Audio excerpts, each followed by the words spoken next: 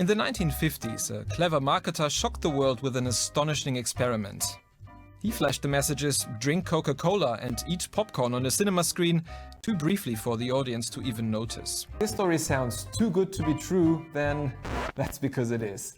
Thankfully, we're not that easy to brainwash. So the good thing is, we are not mindless shopping zombies. But we do make a lot of our decisions subconsciously. And that's where neuromarketing comes in. Companies are trying to better understand how our brain works to figure out what we really want.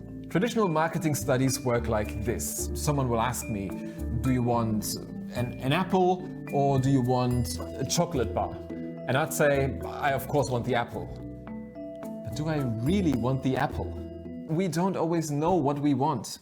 We don't know if we actually want the apple or if we prefer the chocolate bar, but our brain doesn't lie. Uma Karmaka is a scholar whose research revolves around how we make decisions.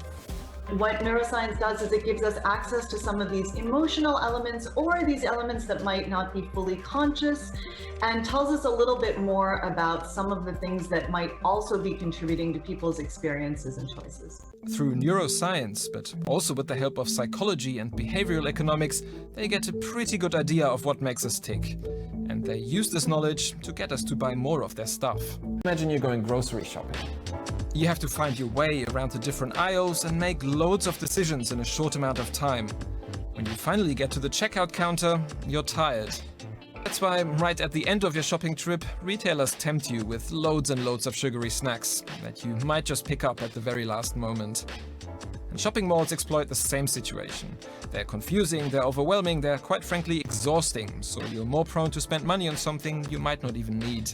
Let's say you walk into a store and you see a bottle of wine for, I don't know, let's say $15. Your brain doesn't really know if this is a lot or if this is not a lot, so it's immediately starting to look for some context. The store will happily give your brain a reality to latch onto by placing a second bottle next to it costing $50. Now your brain thinks $15, that's actually a pretty good deal, so it's very likely you're going to buy this bottle. Because pleasure is so fleeting, brands keep sending us to what's called the hedonic treadmill. The iPhone 6, the iPhone 6S, this is iPhone 7, iPhone 11, iPhone... Check out this ad from KFC. See anything unusual? Well, look again. There's an actual dollar bill photoshopped into the burger, which happens to cost $1. And check out this can.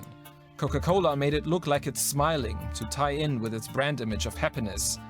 And in literally every ad for watches, the time is set to 10 past 10, because that makes it look like the watch is smiling at you.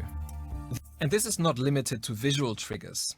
An experiment showed that if a wine store plays French music, customers buy more French wine. And if it plays German music, they buy more German wine. So, where does all this leave us? Are we ultimately just puppets without a will of our own, buying whatever corporations throw our way? Or do we have a choice? Now, neuromarketing is a very powerful tool. It gives companies access to something that even we don't have access to most of the time, our subconscious.